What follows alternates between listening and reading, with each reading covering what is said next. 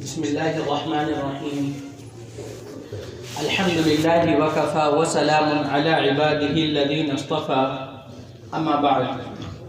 فأعوذ بالله من الشيطان الرجيم. بسم الله الرحمن الرحيم. يا أيها الذين آمنوا اتقوا الله وقولوا قولا سديدا.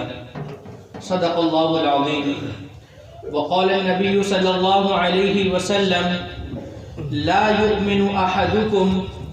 حتى يحب لأخيه ما يحب لنفسه أو كما قال عليه الصلاة والسلام. محترم بھائیوں، عزیز ساتھیوں، دنیا میں جتنے بھی مذاہب ہیں، چاہے وہ سچے ہوں چاہے جھوٹے ہوں، بحث ان سے نہیں ہے، لیکن یہاں پہ بحث اس چیز سے ہے کہ تمام مذاہب کا خلاصہ اور لب لباب کیا ہوتا ہے. تمام مذاہب کا خلاصہ اور لب لباب اور ان کی اصل جڑ یہ ہوتی ہے کہ انسان کی زندگی میں امن اور سکون آ جائے. آپ جو ہے اگر نماز پڑھیں، اسلام کو اگر لیں ہم تو ہم نماز پڑھتے ہیں، قرآن پڑھتے ہیں تو یقینی طور پر ہمیں سکون ملتا ہے. اگر دیگر مذاہب میں دیکھیں تو بعض لوگ جو ہے وہ یوگا کرتے ہیں یا بعض لوگ جو ہے وہ اپنا دھیان لگاتے ہیں، کسی نہ کسی طریقے سے وہ لوگ سکون اور چین پانے کی کوشش کرتے ہیں. تو تمام مذاہب کی تعلیمات یہی ہیں کہ انسان کی زندگی میں چین اور سکون آ جائے. اور ہمیں معلوم ہے کہ الحمدللہ ہم لوگ ایسے مذہب پر ہیں جو یقینی طور پر سچا ہے اور برحق ہے.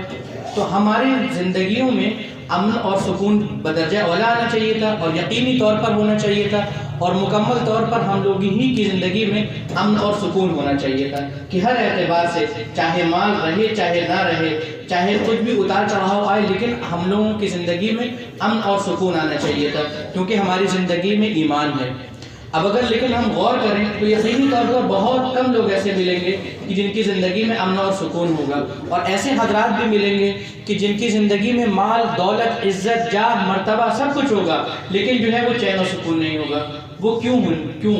وہ نماز بھی پڑھ رہے ہوں گے، وہ قرآن بھی پڑھ رہے ہوں گے، وہ حج بھی کر رہے ہوں گے، زکوٰۃ بھی دے رہے ہوں گے، یقینی طور پر وہ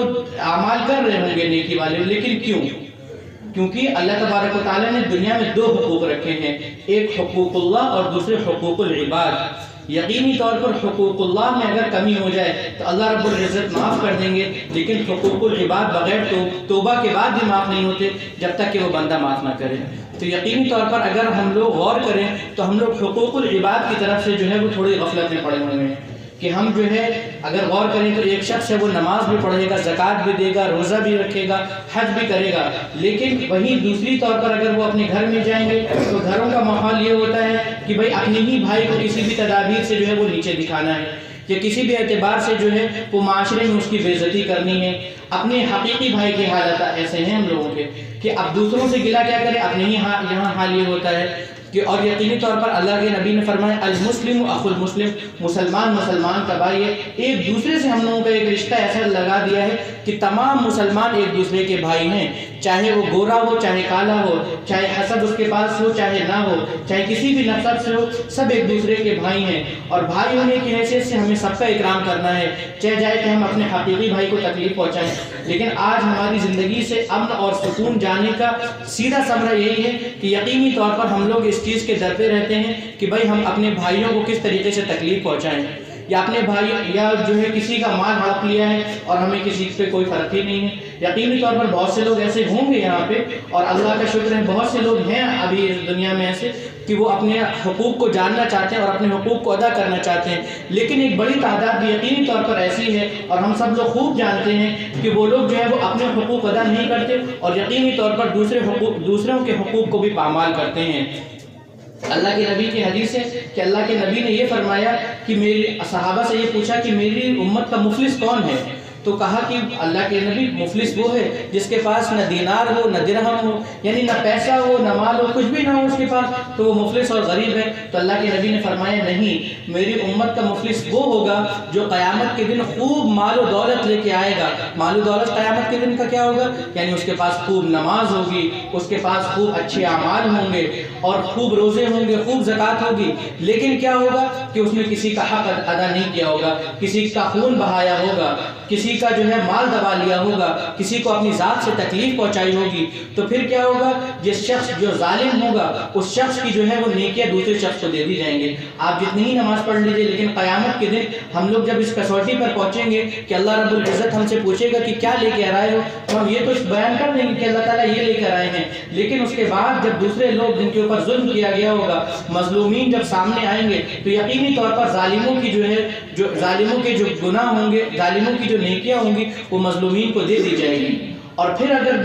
گناہ نیکیاں ختم ہوں گی تو پھر جن کے اوپر ظلم ہوا ان کے گناہ ان کے اوپر لاد دیے جائیں گے، تو یقینی طور پر مفلس وہ ہوں گے۔ تو ہم لوگوں کو یہ اپنا محاسبہ کرنا ہے کہ اللہ کے نبی نے یہ جو حدیث بیان کری ہے کہ اللہ کے نبی کے اس حدیث کے ہم جو ہے زمرے میں تو نہیں آ رہے ہیں، اور کہیں اس حدیث کی اللہ کے نبی نے اس حدیث میں جن لوگوں کو جو ہے نشانہ بنایا ہے کہیں ان لوگوں میں سے ہم تو نہیں آ رہے ہیں۔ اللہ کے نبی کی ایک اور حدیث ہے کہ اللہ کے نبی نے فرمایا ہے کہ قیامت کے دن کوئی میرے پاس اس حالت میں نہ آئے کہ اللہ کے نبی میری سفارش کر دیجئے اور میں اس کا اختیار نہ رکھوں۔ اب اختیار نہ رکھنے کے اللہ کے نبی یہ فرما رہے ہیں کہ میں شفاعت کا اختیار نہیں رکھتا ہوں، تو وہ کیا ہوگا کہ اللہ کے نبی نے فرمایا کوئی اس حالت میں آئے کہ اس کی گردن پہ ایک بکری بیٹھی ہوگی، کوئی اس حالت میں آئے کہ اس کی گردن پر ایک انکم امتا وسطا، کہ اللہ تبارک و تعالیٰ نے ہم لوگوں کو ایسی امت ہی بنایا ہے، اور اللہ تبارک و تعالیٰ عدل و انصاف ہی کو پسند کرتے ہیں، تو اللہ تعالیٰ تو یقیناً اس دن عدل و انصاف کریں گے، اور پھر یقینی طور پر اگر کسی کے اوپر ظلم کیا گیا ہوگا تو اللہ تبارک و تعالیٰ اس ظلم کا بدلہ دلوائیں گے۔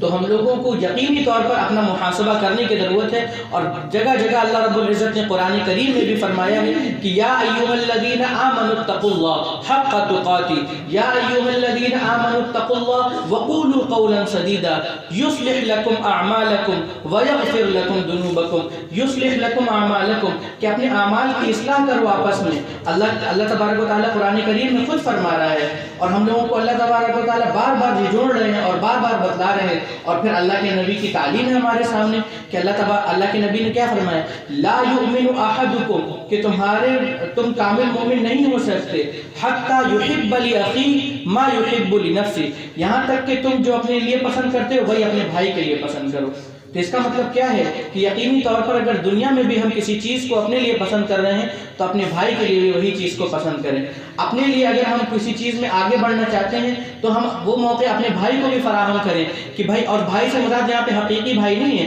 بلکہ المسلم اخو المسلم، تمام مسلمان جو ہے وہ آپس میں بھائی ہیں۔ ہمیں اس کسوٹی پر اپنے آپ کو پرکھنا ہے کہ کیا ہم ہیں اس معاملے میں۔ اور لا یؤمن احدکم حتی یحب لاخیہ ما یحب لنفسہ کہ اپنے لیے جو پسند کر رہے ہیں ہم کیا اپنے بھائی کے لیے وہی پسند کر رہے ہیں۔ اسی طریقے سے حقوق العباد میں اللہ تبارک و تعالیٰ نے پڑوسیوں کا بھی بڑا حق رکھا ہے، اور اسی کے متعلق ایسے ہی حدیث بیان کری ہے اللہ کے نبی نے کہ لا یؤمن احدکم کہ تم میں سے کوئی بھی کامل مومن نہیں ہو سکتا حتی یؤمن جارہ بوائقہ کہ تمہارے شر سے جو ہے وہ تمہارا پڑوسی محفوظ نہ ہو، کہ ہم اپنے تو کام کر رہے ہیں لیکن ہمارا پڑوسی ہمارے شر سے محفوظ نہیں ہے۔ یعنی اگر مثال کے طور پر اگر ہم اپنے کوئی کام کر رہے ہیں تو اپنے کوئی کام میں ہمارے ایسے کوئی کام نہ ہو جائے کہ ہمارے پڑوسی کو کسی بھی اعتبار سے تکلیف ہو۔ پڑوسیوں کا حق تو اللہ کے نبی نے جو ہے وہ 40 گز دائیں 40 گز بائیں 40 گز آگے 40 گز پیچھے اتنا بیان کیا ہے، اور اگر لیکن ہم یقینی طور پر اگر 4-5 گھروں کو بھی دیکھ لیں تو یقینی طور پر ہم لوگ جو ہے کوتاہ ہیں اس اعتبار سے۔ تو ہم لوگوں کو پڑوسیوں کا بھی حق ادا کرنا ہے کہ پڑوسی بھی جو ہے وہ ہمارے کسی بھی شر سے جو ہے وہ محفوظ رہے۔ یعنی اولاً تو ہم سے کوئی شر ہو ہی نہ، اگر ہے بھی کوئی چیز تو ہمارا پڑوسی یقینی طور پر اس چیز سے محفوظ رہے۔ کہ کیا ہے کہ ہم اپنی گاڑی کھڑی کر رہے ہیں تو اس جگہ ایسی جگہ نہ کھڑی کرے کہ ہمارے پڑوسی کو تکلیف ہو جائے، کہ ہم کھڑے ہوئے ہیں پڑوسی کے دروازے کے سامنے کھڑے ہوئے ہیں کہ پڑوسیوں کی ماں بہنیں جو ہے وہ گھر سے باہر ہی نہیں نکل پا رہی ہیں۔ یہ طریقہ اسلامی طریقہ نہیں ہے۔ ہم لوگوں کو ایسے طریقے پر اپنی زندگی گزارنی ہے جو طریقہ اللہ کے نبی بتا کے گئے ہیں، اور جو طریقہ اللہ رب العزت کو راضی کرنے والا ہے، کہ یقینی طور پر اللہ کی رضا والے اعمال جو ہیں وہ ہم کریں گے تو تبھی ہمیں جنت ملے گی، اور ورنہ جو ہے اگر اس سفارش میں اگر اس خیال میں یہ رہے کہ اللہ کے نبی ہماری سفارش کریں گے تو یقینی طور پر یہ چیز غلط ہے۔ ہمیں پہلے اعمال بھی دیکھنے ہیں جیسا بھی حدیث بتائی گئی کہ اللہ کے نبی کہیں گے کہ میرے پاس اس حالت میں کوئی نہ آئے کہ میں اس کی سفارش کا اختیار نہ رکھوں۔ کیا ہوگا کہ اگر ہم دنیا میں سے کسی کا مال لے گئے ہوں گے، کسی کی زمین ہڑپ لی ہوگی، کسی کا جو ہے وہ مال دبا لیا ہوگا اور کسی کو تکلیف پہنچائی ہوگی، تو یقیناً جو ہے وہ اللہ تبارک و تعالیٰ کیا فرمائیں گے کہ پہلے جو ہے وہ ظالمین کا بدلہ دیا جائے گا اور اس کے بعد جو ہے آپ کو جنت میں اگر اعمال بچے ہوں گے تو جنت میں جائیں گے۔ اور ہم یقیناً اپنی عبادات تو کر رہے ہیں، لیکن اللہ تبارک و تعالیٰ نے کیا فرمایا ہے کہ لا صلاۃ الا بحضور القلب، کہ اللہ کے نبی کی حدیث ہے کہ کوئی بھی نماز وہ قابل قبول نہیں ہے جس میں ہمارا دل حاضر نہ ہو، یعنی خشوع اور خضوع کے ساتھ نہ پڑھی گئی ہو۔ تو یقیناً ہم لوگ اگر دیکھیں تو ہماری نماز میں خشوع اور خضوع کی بھی کمی ہے، تو ہمارے اعمال ایسے ہیں اور ہم جو ہے اگر ہماری عبادات تو ایسی ہیں، اس کے بعد اگر ہم اعمال میں بھی کمی کریں تو یقینی اعتبار سے یہ ہماری بڑی کوتاہی کی بات ہے۔ اب دعا کریں کہ اللہ رب العزت ہم لوگوں کو کہنے سننے سے زیادہ عمل کی توفیق عطا فرمائے۔